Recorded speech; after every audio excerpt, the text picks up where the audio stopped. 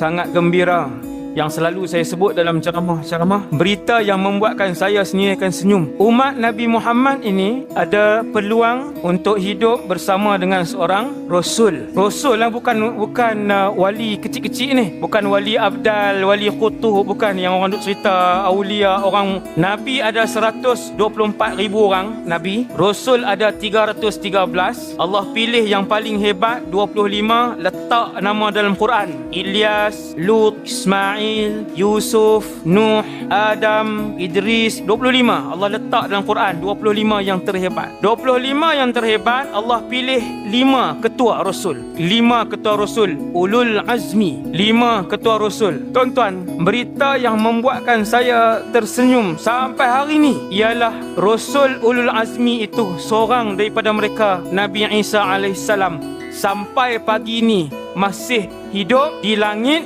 dan akan turun satu hari nanti. Tak perasan? Subhanallah. Dia hidup turun 5 minit Ustaz? Bukan. 40 tahun. Roh dia kok Ustaz? Bukan roh. Roh dan badan. Maksudnya kalau Nabi Isa satu hari nanti mai kuliah di masjid, maka dia akan duduk di meja ni, duduk sebegini. Contoh.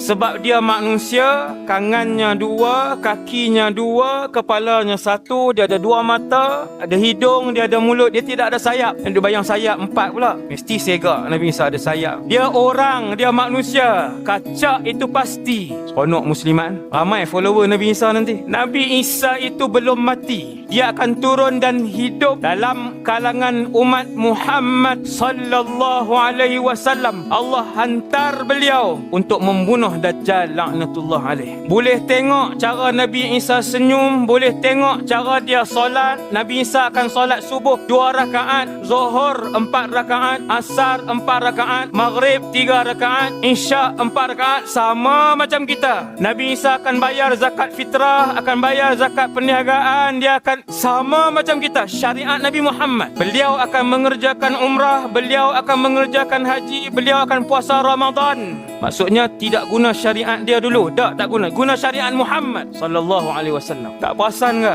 Masya-Allah. Tuan-tuan boleh tengok macam mana dia bangun, macam mana dia duduk, macam mana dia masukkan makanan, macam mana dia istighfar. Alaihi salam. Isa tak seronok lagi. Tuan-tuan dengar Nabi Isa di Mekah, di Syria. Contoh, takkan kita nak duduk di sini? Takkan kita nak benakkan diri kita duduk main PUBG lagi? Nak benakkan diri kita galik main Mobile Legend lagi?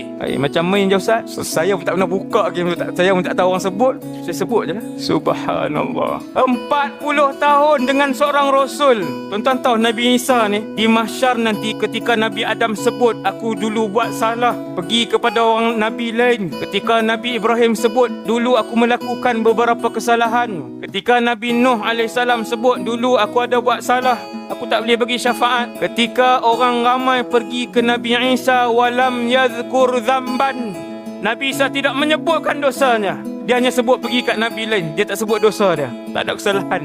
Seolah-olahnya begitu. Alaihissalam. Muslimat mesti tanya, Ustaz, kalau 40 tahun takkan tak berkahwin? Jawapan dia, berkahwin dan beranak pinak. Masya Allah.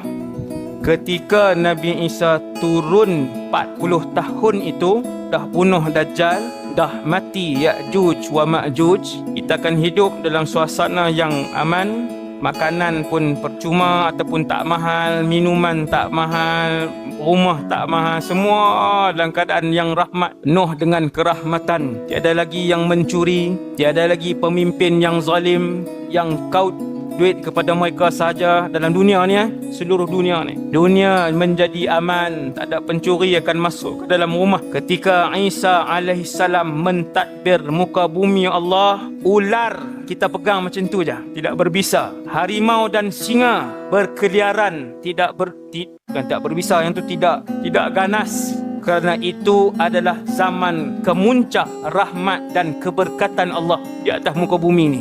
Seronok? Seronok.